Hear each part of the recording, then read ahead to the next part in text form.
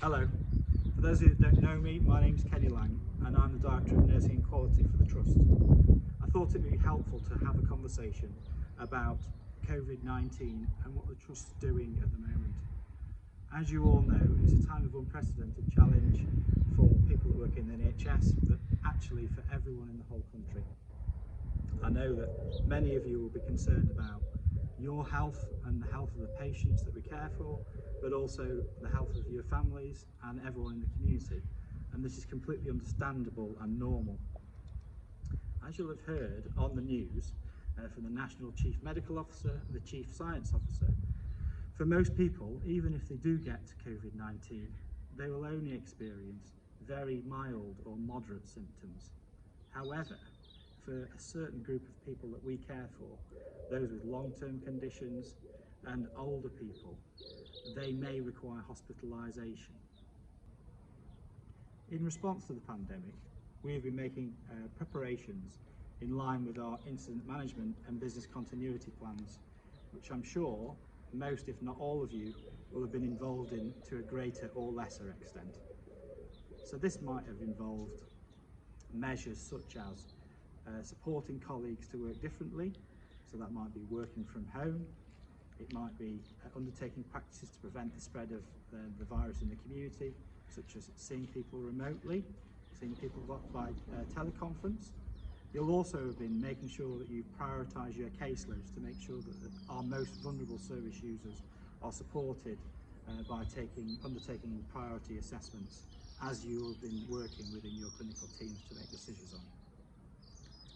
We've stood up our incident control room here at the Harplands Hospital, and that's been running 7 days a week to make sure that we've got a real insight into all the challenges which may come thick and fast to the organisation over the next few days and weeks. One of the main areas that you may be impacted across the Trust is staff absence, and that might be people self-isolating with symptoms of COVID-19, or people isolating because they're members of their family and people they live with might have symptoms of COVID-19. When we're faced with large numbers of staff absence across the organisation, one of the things we really must do is make sure that our most vulnerable service users in our high priority and critical clinical areas, such as our wards and home treatment teams, are prioritised.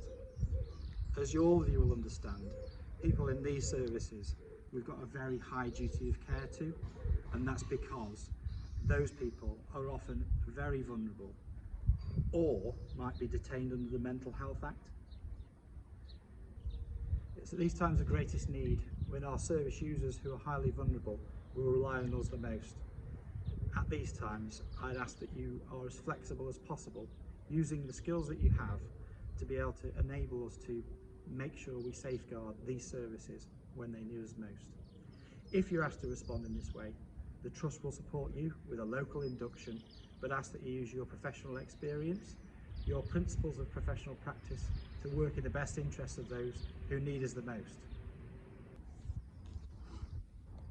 In turn, both myself and other members of the Trust Board will work tirelessly to ensure that each and every member of staff has the right resources, including personal protective equipment if it's needed, training where required to make sure that you are safe at work. I've been incredibly humbled by staff and their actions during this period in the care of people who use our services.